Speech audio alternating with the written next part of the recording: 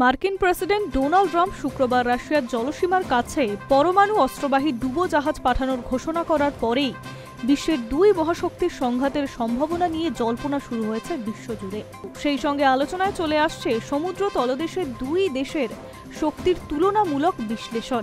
৯০-এর দশকের গোড়ায় Washington Moscow ঠান্ডা যুদ্ধের ইতি হওয়ার পরেই এই প্রথমবার রুশ প্রেসিডেন্ট ভ্লাদিমির পুতিন বা তার দফতরে এখনও ট্রাম্পের পরমাণু বার্তার জবাব না দিলেও রুশ পার্লামেন্ট ডুমার সদস্য ভিক্টর ভোডোলাটস্কি জানিয়েছেন আমেরিকার তুলনায় ডুবোজাহাজ শক্তিতে এগিয়ে রয়েছে রাশিয়া।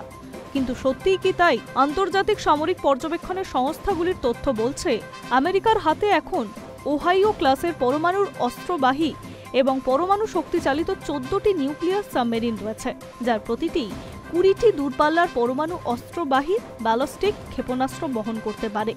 শত্রুপক্ষের সেনার নজরদারি এড়িয়ে হামলা চালানোর ক্ষেত্রে বিশ্বের সর্বাধুনিক ডুবোজাহাজ হিসেবে পরিচিত এই বোমারগুলি।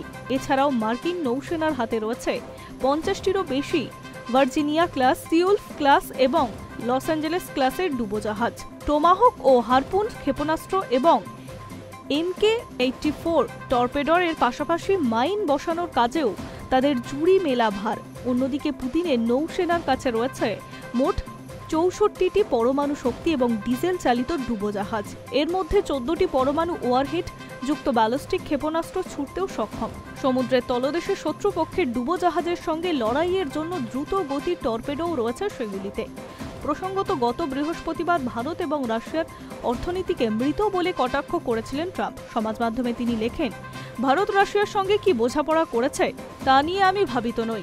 একই সঙ্গে তারা তাদের মৃত অর্থনীতিকেও ডোবাতে পারে। ট্রাম্পের এই মন্তব্যের পরেই প্রাক্তন রুশ প্রেসিডেন্ট তথা সে দেশের জাতীয় নিরাপত্তা পরিষদের ডেপুটি চেয়ারম্যান দিমিত্রি মেদভেদেভ আমেরিকাকে নিশানা করে বলেছিলেন, যাদের মৃত বলা হচ্ছে তাদের ডেড হ্যান্ড থেকে আসন্ন বিপদকে উপেক্ষা করা সহজ হবে না।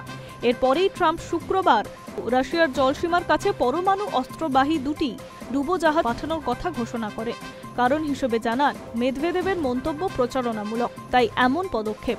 প্রসঙ্গত, ডেড হ্যান্ড এমন একটি স্বয়ংক্রিয় পরমাণু প্রত্যাঘাতের পদ্ধতি যা ৮০-এর দশকে সোভিয়েত ইউনিয়নের জামানায় গড়ে তোলা হয়েছিল। এর মূল উদ্দেশ্য ছিল, যদি আমেরিকা বা অন্য কোনো পরমাণু শক্তিধর প্রতিপক্ষ প্রথমে আঘাতে সোভিয়েতের নেতৃত্ব কমান্ড অ্যান্ড কন্ট্রোল ধ্বংস করে দেয়, তবুও স্বয়ংক্রিয়ভাবেই চূড়ান্ত প্রতিশোধমূলক প্রত্যাঘাত করতে পারবে মস্কোর পরমাণু ক্ষেপণাস্ত্র।